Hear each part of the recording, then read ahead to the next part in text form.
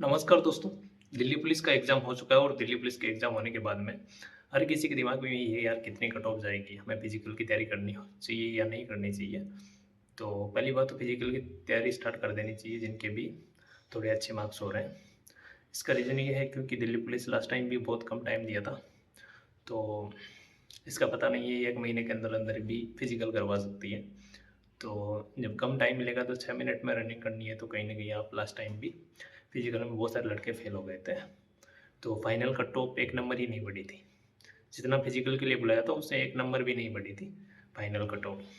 तो इसलिए फिज़िकल जिसके थोड़ा बहुत भी अच्छा स्कोर रहा उसको करना चाहिए। अब अच्छा स्कोर क्या होगा? यदि आपके एवरेज मार्क्स से लगभग 5 नंबर ज़्यादा है, तो आप एक अच्छे स्कोर में होते हो। क्योंकि मैंने लास्ट टाइम कई एग्ज़ाम दिए हैं, जैसे बहुत सारे एग्ज़ाम पास भी किए हैं। तो उनको देखते हुए ऐसा है कि आपके यदि एवरेज मार्क्स से 5 नंबर ज़्यादा है, तो आप सेफ स्कोर में होते हैं। फॉर एग्ज़ाम्पल मैंने दिल्ली पुलिस का लास्ट टाइम वाला एग्ज़ाम पास किया था और डी ग्रुप का पास किया हुआ है, एनटीपीसी का पास किया हुआ है एग्ज़ाम और एसएससी-जीडी का पास किया हुआ है और दिल्ली पुलिस एडब्लू का पास किया हुआ है। तो काफ़ी एग्ज़ाम्स पास किए हैं, तो कहीं न कहीं इतना तो पता चल जाता है कि कट ऑफ कितनी जाएगी। तो एवरेज मार्क्स से लगभग 5 नंबर ज़्यादा होते हैं, तो आप सेफ स्कोर में होते हैं।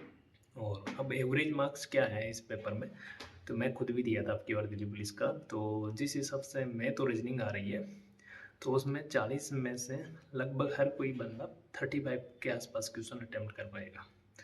ज़्यादा भी कर सकता है, लगभग 35 क्वेश्चन एवरेज स्टूडेंट कर सकता है और लगभग 35-34 के आस-पास मतलब राइट कर देगा ये है कुल मिला के। तो ऐसा ही लेवल है मैथ और रीज़निंग का। तो यदि आप 34 के आस-पास सही कर रहे हो, तो काट-पीट के लगभग 32 से 33 नंबर के आस-पास तुम्हारे मैथ में बनने वाले हैं। एवरेज आपके ज़्यादा हो सकते हैं वो अलग है। एवरेज मार्क्स हम कैलकुलेट कर रहे हैं। एवरेज हर किसी स्टूडेंट के 32 के आस-पास मार्क्स होंगे। सेम ऐसा ही जीके में है।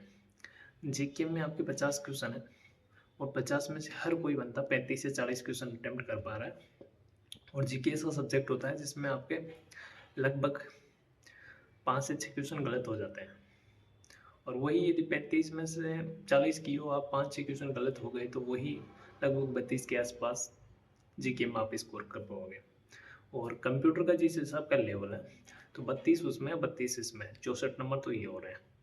उसके बाद में जिस हिसाब से कंप्यूटर आ रही है तो कंप्यूटर में अटेम्प्ट हर कोई ले पाएगा।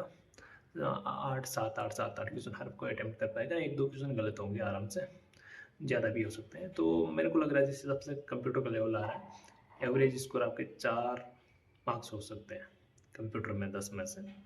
एवरेज आपके ज़्यादा हो सकते हैं वो अलग बात है, एवरेज स्टूडेंट में। तो वही लगभग 32 तो 64 प्लस 4 लगभग 68 67 68 के आसपास एवरेज मार्क्स होंगे स्टूडेंट के और उसमें यदि आपके 5 नंबर ज़्यादा है बन रहे हैं, आप कैटेगरी में कम हो सकते हैं वो अलग बात है। मैं कहीं न कहीं ओबीसी और जनरल वालों के लिए ये बता रहा हूँ कि यदि आपके 68 में 5 जोड़ लो 73 के आसपास यदि नॉर्मलाइज़ेशन होने के बाद में नंबर बन रहे हैं, तो आप सेफ स्कोर में हैं। तो यदि आपके 73 मान लो 1-2 नंबर नॉर्मलाइज़ेशन में बढ़ जाते हैं, तो यदि आपके 70 मार्क्स हो रहे हैं, तो मेरे को लग रहा है कि आप सेफ हो।